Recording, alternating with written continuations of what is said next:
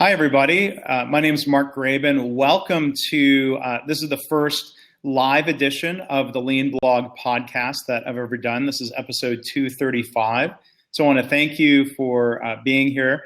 My guest today on the video feed is Sam MacPherson. He is, for those of you who are looking, you can see he is an Alabama fan. He is the co-founder of the Lean Leadership Academy. He is the founder of the Summit on Lean Leadership, which is a partnership with the good folks at Lean Frontiers. And I'm really excited about the conversation. Sam, instead of me reading your bio, why don't you tell the viewers, the listeners, about your career? It's such an interesting story that you have. Yeah, I guess you could say I'm more of the accidental lean expert.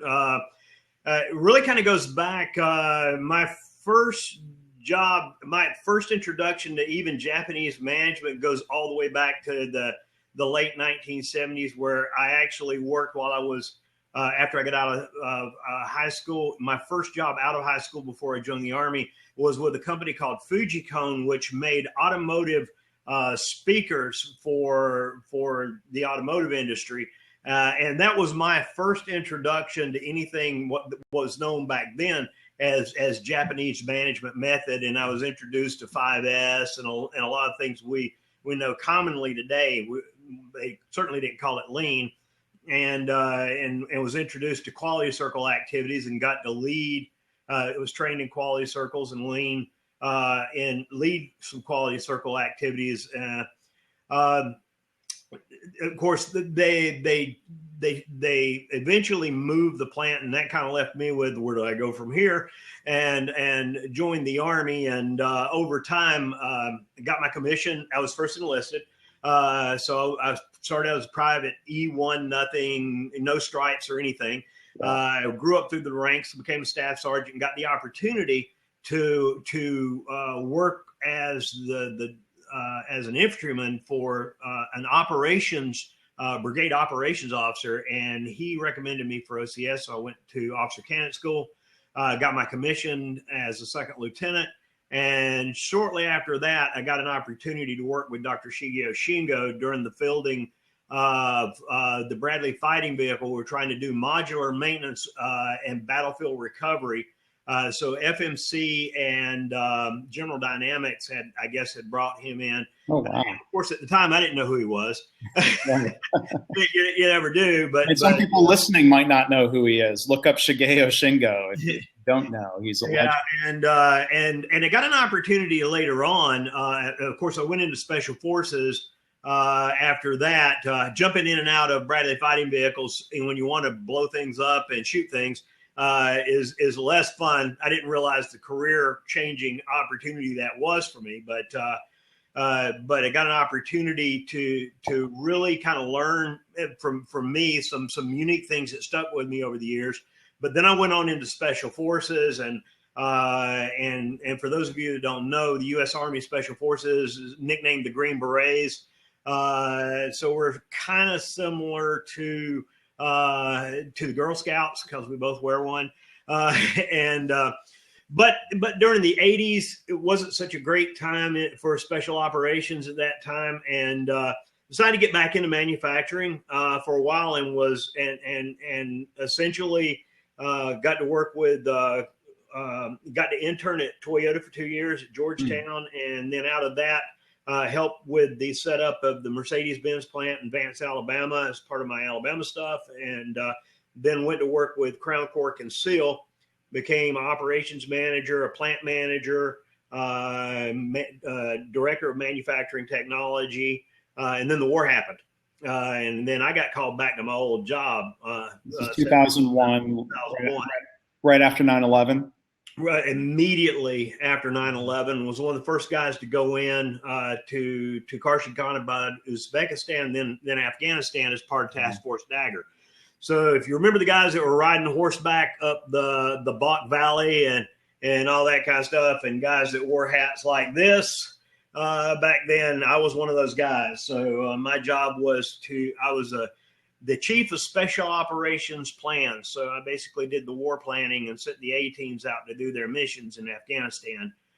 Retired in 2004, got back into consulting through the University of North Carolina and helping them with their College of Engineering, and then decided, just to dedicate, the rest of my life to leadership development and more effective lean transformations. So that's what I do today with the Lean Leadership Academy. It's something that Art Smalley and I got started back in 2011, 2012, and it's been a great experience. So that's me in a nutshell. Yeah, it's quite a nutshell. And, thank you for all of your service to the country. And it's really interesting to me to hear about your steps back and forth. I've heard, I've met people who they were in the military, then they've gotten into industry or into healthcare, and they've gotten exposed to lean. It seemed like, you were in industry, then the military, then back to industry, then back to the military, back to the industry. And to have lean be a part of that, in even those early days, you mentioned your first steps in industry, right? Yeah, and even now, I haven't quite let go. I'm work with as an advisor to the Special Forces Officer Program because I live not too far from the training base that the Special Forces uses here in Pinehurst, North Carolina. And so I'm out there pretty regularly advising them on leadership development with the Special Forces Officer course as part of the Special Warfare Center here out at Camp McCall. Mm-hmm. So I'm still riding both of those rails, 1 foot on each. It seems like I can't get out of either industry, but it kind of keeps me young and it feels like I'm contributing, both ways. So. Yeah. Well, let's talk more about the idea or maybe misperceptions that people have. I personally have no background in the military. I've learned a lot. I worked, for example, with a hospital lab director who was retired out of military medicine and then was in the civilian space. And he taught me a lot about, I think, the misperceptions or the stereotypes that people have about quote unquote command and control leadership in the military. You think really hierarchical, dictatorial, do as I say. And, and in a workplace, people, I think, rightfully are realizing that's not the right way to ensure quality and to get things done and to engage people. So maybe, to build on what I learned from, that one lab director, what are some of the misperceptions that us civilian folk have about, how it is in the military with that, supposed command and control type approach? Well, so to talk about command and control just right up front, just to define what that is from a military perspective, it is not Frederick Taylor, Taylorism type approach to separating the thinking group, the management group, the professional group from the production hands, the workers.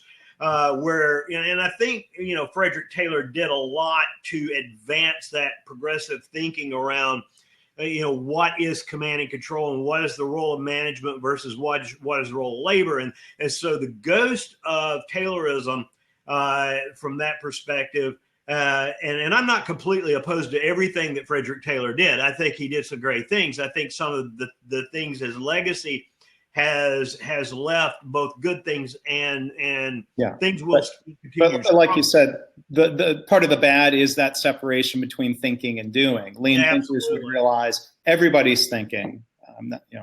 And so there are people that came up post the 20s and the turn of the 20th century that went on to actually lead both in industry, in the military industrial complex, and in the military that were influenced with Taylor's thinking. And so it did creep into both government and the military at points. But the actual definition of how we look at command and control really has to do with who is going to provide unity of command? Who will be the decision maker? Who do we go to? This is really TWI stuff. Who do we go to for help and direction? The other thing about command and control, the control part of it really refers to support and fire direction. So when military talks about control, we're talking about control of weapon systems. So when you're getting support, who gets the support? Who is the primary to get support with fire support? How will we control that support? How will we turn it on? How do we turn it off? And this used to be part of my job as the special operations, plans guy, was to decide, if we're going to have the Air Force light up an area for a certain extent for a while before we have guys on horseback and some people on bare feet run up through a valley where bad guys are, to kind of soften the targets a little bit and kind of open the door for them. I have to open up, certain fireboxes and turn them off. So who controls that? How will we control it? So when we're talking about control, we're going to be talking about fire support and artillery support, and how we're going to do that and how it will be used. When we talk about command on the other side, we really have to, when you have guys under stress and under duress and in the fog of war, so to speak, you need to know who's in charge. And if for some reason that the person that makes the decision of life and death, or who is going to make decisions about movement and maneuver, you need to know, in the event that part of that chain of command is disabled, you need to know who's next in the chain of command to take that responsibility. So from command, that really is, who do I go to for leadership? Who do I go to for direction? And who do I go to for support? And if any part of that chain of command is disabled, I know who's next in that chain of command that I now latch onto for my direction, because deconflicting combat operations, communication is critical. And the other part of that command part is the communications. How will we communicate? Who will we communicate through? And so command and control really kind of extends to communications as well. So when we talk about command and control, it's really about fires. It's about unity of command. It's about communications. And if you understand that part, maybe that opens up the doors a lot, because it isn't so much do as I say, not as I do, kind of, us and them kind of mentality. And I will say this, because having been a private, in the military, when you are first introduced as part of the American military, you're told if there are two of you, if one person's senior, one person will take charge and will take the initiative. So we're really, in the U.S. Army at least, we're taught to take the initiative, take command, and lead from your first 8 weeks in the Army. And that stays with you throughout your career. Now, later on, as we advance your career, you're better prepared for it, because you get career-long training on how to be a leader, and how to make decisions, and how to basically problem solve. Does any of that sound familiar? Yeah. So what I hear you saying is that command and control, it's more about structure and support than it is micromanaging. Absolutely. Now, I'm not going to say that if there have not been military leaders that have not been micromanagers. Clearly there have, but it's almost near impossible to tightly command and control, from the traditional thinking standpoint, complex operations, especially in special operations, over vast terrain, and when we talk about terrain, we're also talking about networks. We're also talking about people, so how difficult it would be to control, interactions, especially say in Afghanistan or Iraq, with populations where you have to have intimate knowledge of the area. It just becomes impossible to be able to do that, Yeah.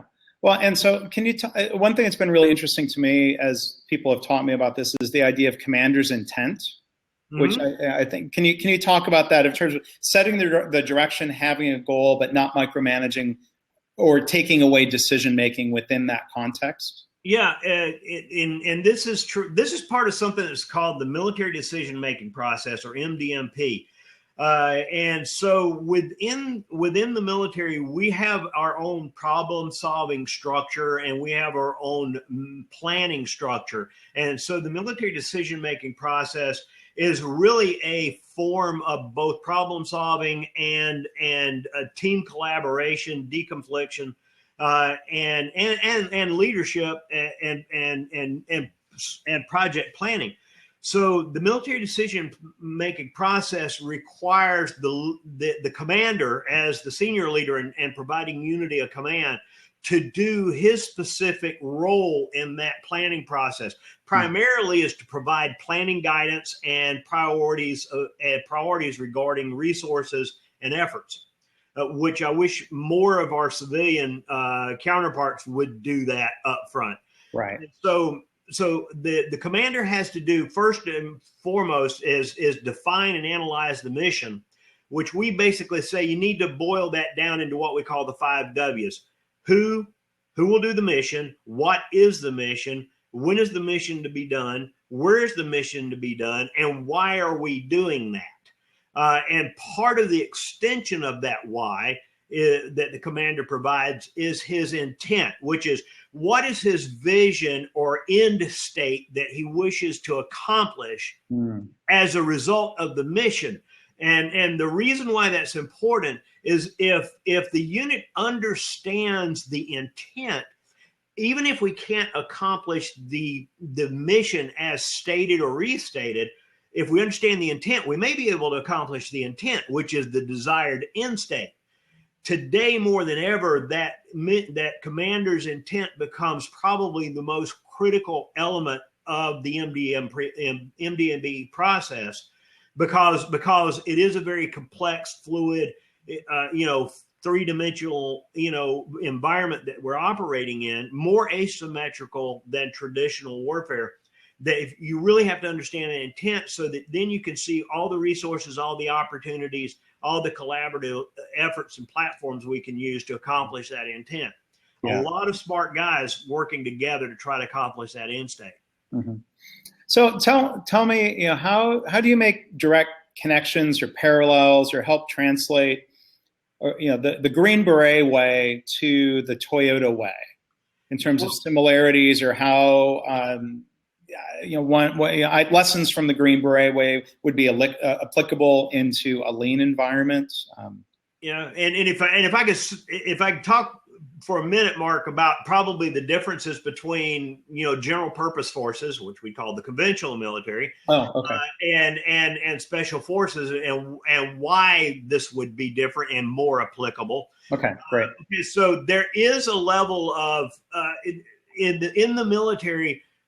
In all the services, most of your population, most of the population of the military are going to come in as unskilled workers to a certain extent, and we have to professionalize them. So the general purpose force approach is not only to train someone who's never been a soldier or a sailor or a Marine in that profession, but to a certain extent, because of the skill level and because of the complexity and the nature of the operations, there is probably a little bit more directive leadership for the bulk of the population. Mm-hmm. So since most of your population is going to be enlisted junior ranks, just a traditional pyramid type organization, then you're going to need more leaders that exercise more directive style leadership, but still supportive and mentoring to style leadership. Mm-hmm. And because you have that youth and that inexperience, just like you would do at the end of an assembly line, in final assembly at Toyota, you're going to have more strict standards. You're going to have, more leadership, more direction. Whereas it's in special forces, we do recruit a small population straight off the street as part of our 18 Zulu program, or 18 X-ray program, excuse me. But we usually recruit them because they're bringing something special to the special forces. But other than that, probably 90% of our force is recruited out of the military. So they're already experienced commanders. They've already been through leadership training. They're experienced soldiers, completely different population. and the folks that we're going to pull into special operations, because of special forces is more collaborative by nature. The intelligence level is a lot different as well. I mean, the average IQ of an officer in special forces is right around 122, but can run up to 100 and 30, 140. And so the team members on a special forces A team or operational detachment alpha is not too far off of that. It'll run from a 112 up to 118 for some of our medical and communications enlisted guys. So here you've got a team that's different than the rest of the Army, because our mission is to build rapport. Is as much military, as much State Department mission as it is military. And so because you have to build relationships and networks, and you have to understand the culture. We also, everybody on the Special Forces A team speaks at least one language, that's additional language, because we speak the language of the the population we work with. We're culturally very sensitive and very, very well educated to cultural norms and taboos and so forth. So it takes a different type of soldier to be in the Green Berets versus a complete direct action mission, special operation mission, where maybe there's not a lot of conversation that goes on. And special forces too, a big part of our mission is training either unconventional warriors like we did in Afghanistan, or foreign internal defense. So, host nations, like, for example, we'll train special operators in Iraq, or we'll train them in Turkey, or we'll train them in Italy, or like I've done, or in South America. So a big part of our professional development is the ability to teach, train, and make presentations. It sounds like TWI, doesn't it? And the other thing that's really different is special forces is we call them detachments, because we are literally able, you could take a special forces corporate unit called a group and break it apart into smaller units and send it off to do its own unique mission that's unique from other types of military units.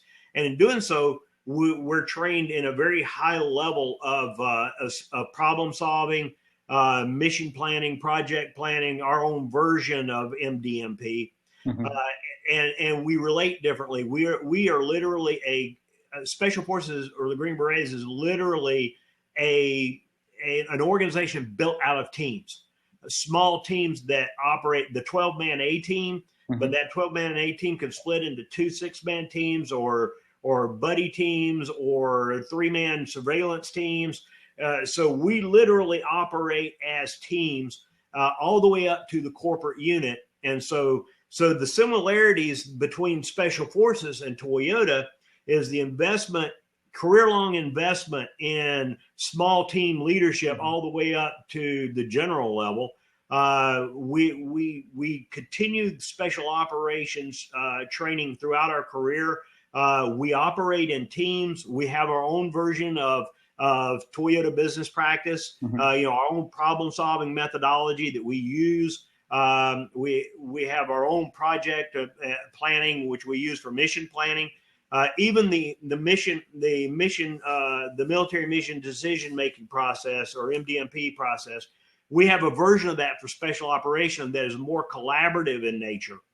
So because we have such experience and such intellectual heft on a Green Beret team, we approach it differently, and it tends to be team mission planning. I may be the team commander, but my whole team will get a piece of that mission, and we'll plan it together. We all have roles that we'll play during that mission planning process. Yeah. Well, and you talk about teams. I've read about the first 6 chapters of the book Team of Teams by General Stanley McChrystal. Right. Really enjoyed, at least I need to read the rest of the book over the holidays here, but there are lots and lots of parallels to lean leadership in his discussion of that. And that phrase seems very specific, team of teams, right? Yeah, when you kind of get into some of the later chapters, you'll probably see more of the collaborative, what we call fusion cell type approach, where where you're bringing in, everyone from every different branch or service or government agency and collaboratively working together to see trends and patterns. Because even though there are algorithms that can help you with that, it's still that human intelligence, and teams looking together at a common problem and seeing different perspectives of that. And so as you get a little bit later into the book Team of Teams, you'll see how they really kind of discovered something we've been working on for 30 years, to be honest, in the lean community. And I'm glad General McChrystal kind of is joining us in that process. So sure. Something that's a little different too in Special Forces, that's different than the rest of the military, but more appropriate to the Toyota approach, is shared leadership. So one of the things that I may be the team commander of the Special Forces A team, but because the missions are very specific, we may have an engineering mission, we may have a medical based mission, we may have a tactical mission. At a certain point, I hand over the operational leadership to that subject matter expert on my team. And so if we're on an engineering mission, I will lead the overall mission planning and execution. But when I get to the engineering part, I'll turn leadership over to my senior engineering sergeant to lead that mission till we complete the engineering. And I'll just end up hauling bricks or placing charges. I'll just be another member of the team.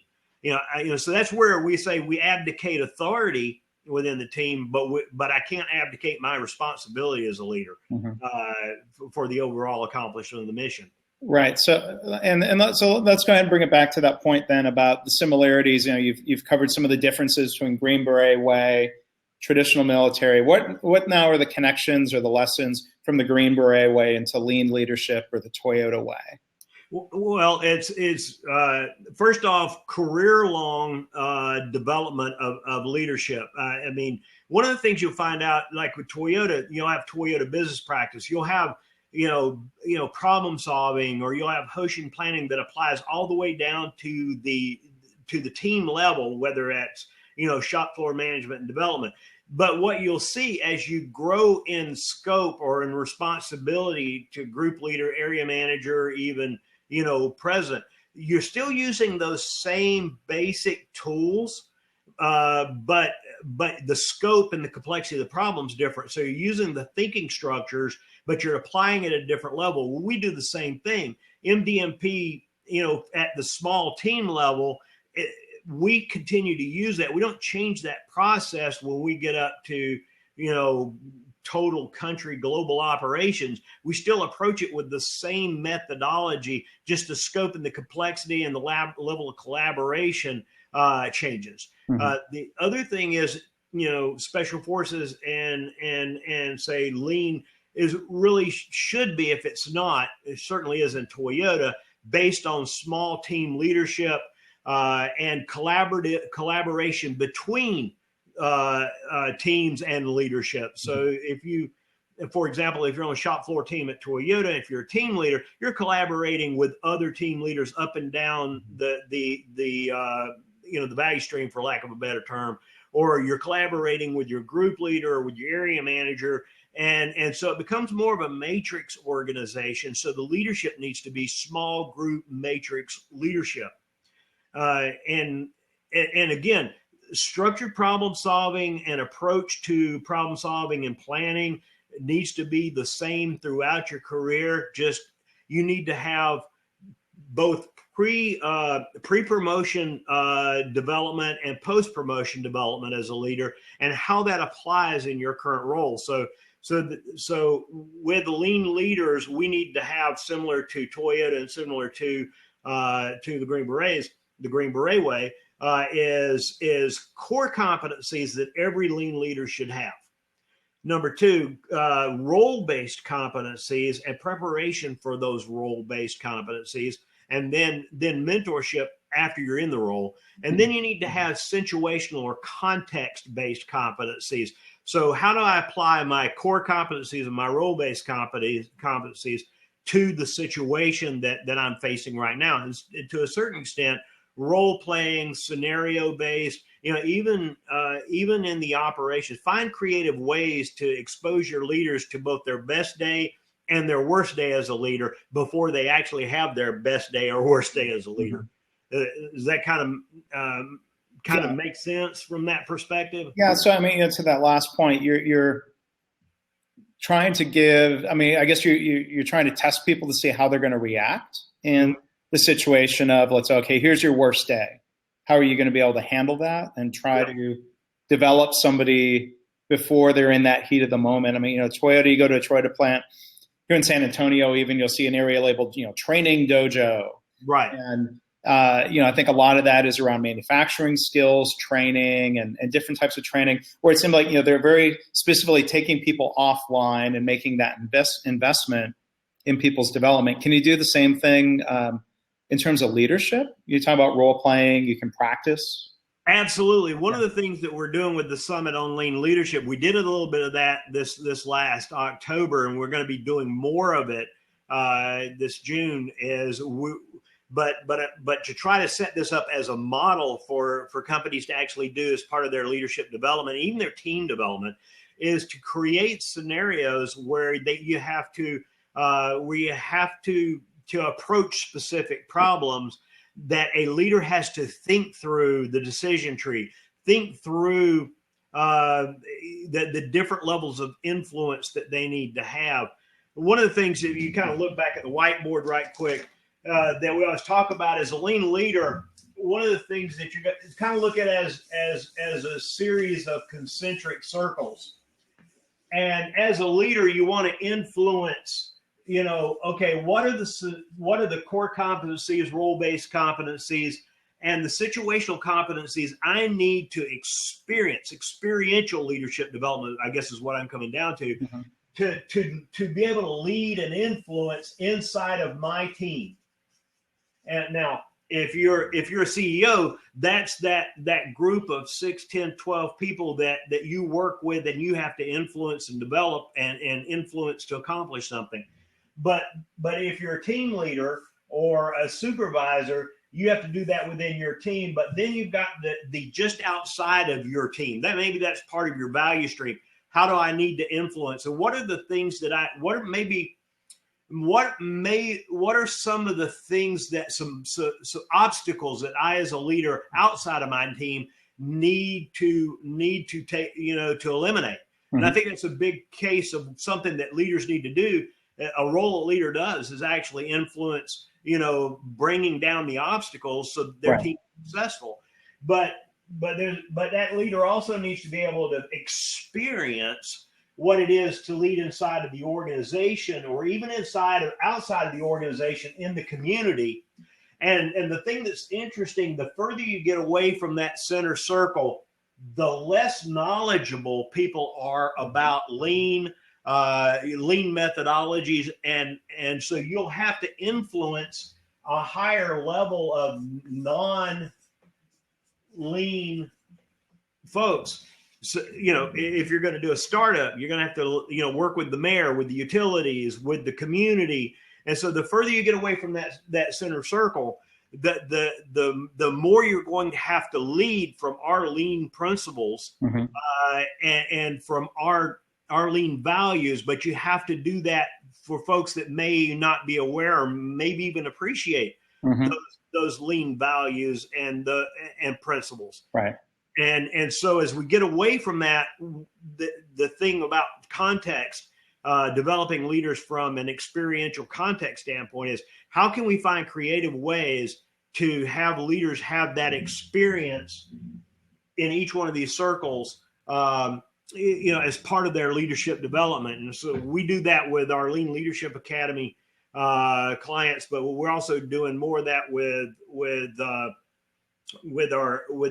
summit. We'll be doing more, scenarios that, you'll be able to say, okay, and be very collaborative about it. Okay, leaders, you just experienced this. How should you as a lean leader with lean thinking, lean principles, and lean values approach this differently than a traditional leader or manager would do? Right. So, and maybe the last point we can cover here in the podcast builds on that. Talking about lean leadership styles and values. People will say on some level, I want to implement lean. We're going to get lean. And they might be thinking about tools, or there might be, I see leaders, this happens in healthcare, executives say, okay, you need to get lean. They're pointing, forgive my pointing, at the employees, and they're not looking in the mirror. They're not necessarily learning lean leadership. So how do you define, in the work you do in different industries or manufacturing, how do you define the gap between kind of existing leadership, lean leadership? How do you define that gap, and what do you do to try to help make people understand the gap and try to help close the gap? I wish I could say that there was that much of a gap between the two, but I think you probably experience this as much as I do. First off, the willingness to lead from lean, because I'm ardently my thinking is that lean leadership is in of itself a discipline.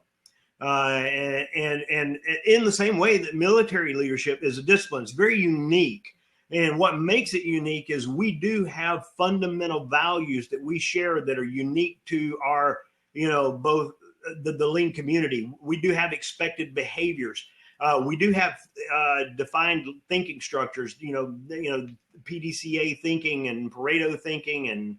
And so since we have defined values that we agree to, that we have fundamental principles that we make decisions through, and we have thinking structures, and we have expected behaviors, that pretty much makes it a discipline.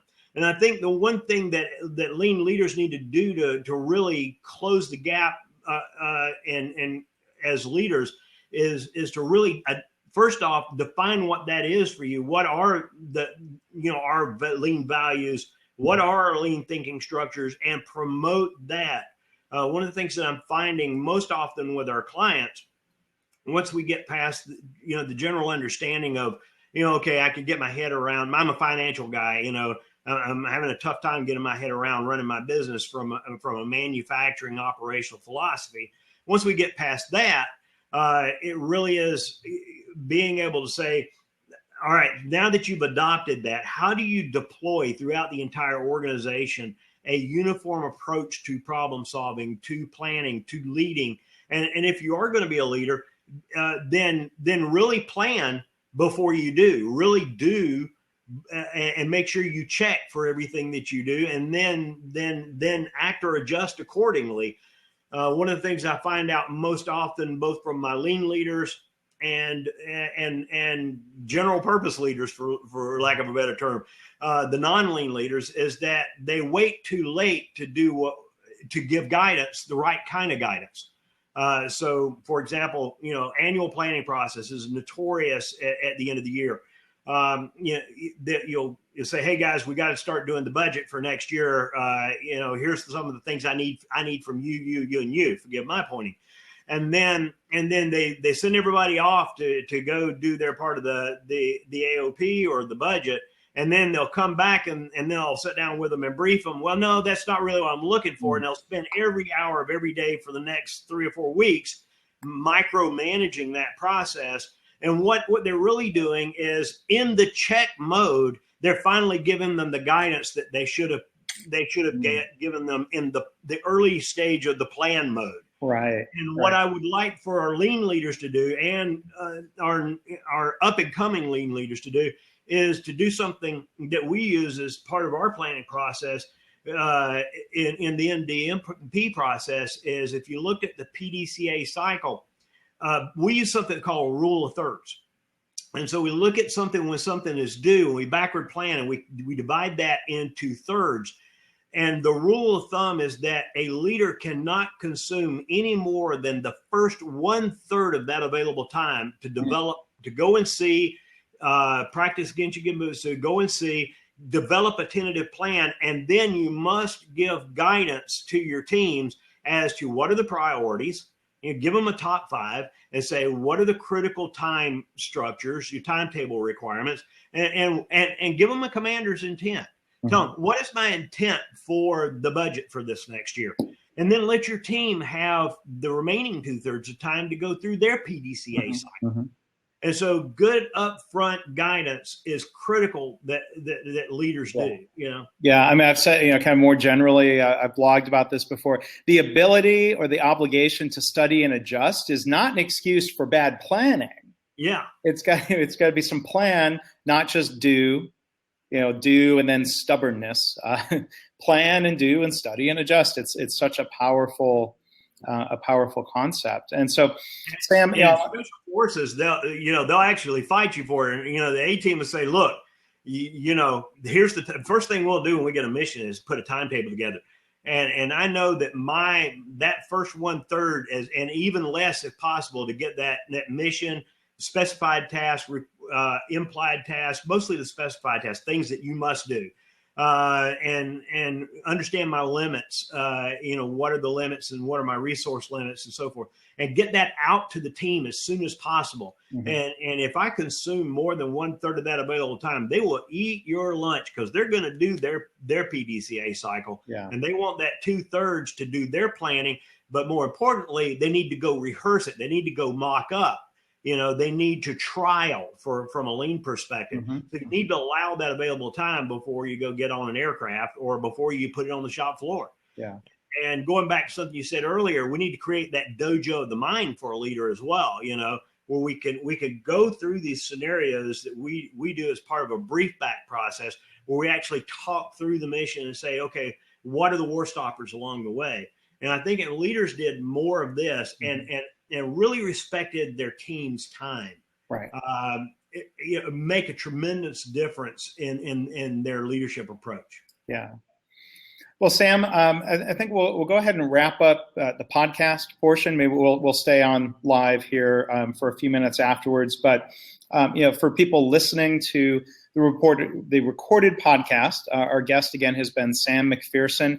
Sam, can you tell people if they want to find you online, what are some websites or places they can go to? Yeah. First off, you can find me on Facebook under the Lean Leadership Academy and the Summit on Lean Leadership, and of course, Sam MacPherson. You can find the Lean Leader Way is my Twitter handle, but I also have the Green Beret Way if you're a little more interested in the lean version of Green Beret version of lean. And of course, look out for www.thesummitonleanleadership.com for this coming June and for everything to do with the Summit on Lean Leadership. And then, of course, if you're interested in help with your transformation, then www.leanleadershipacademy.com. We're pretty selective about who we work with, but if you got the right stuff, maybe you can join the A team. So those are a few ways to get a hold of me, and look forward to hearing from folks if we can help in any way. All right. Well, thank you. And again, our guest here has been Sam MacPherson, the very first live streamed broadcast episode of the podcast. For those of you watching live, I will publish this as episode 235 of my podcast series where I interview leaders and authors and people about lean and in all realms. So you can go to www.leanpodcast.org. If you haven't discovered that podcast, I would invite you to go and check that out. So Sam, been great talking to you today, and I hope you have a great weekend. I guess I feel obligated to say roll tide. Is that how you do it? Roll tide. Beat Florida.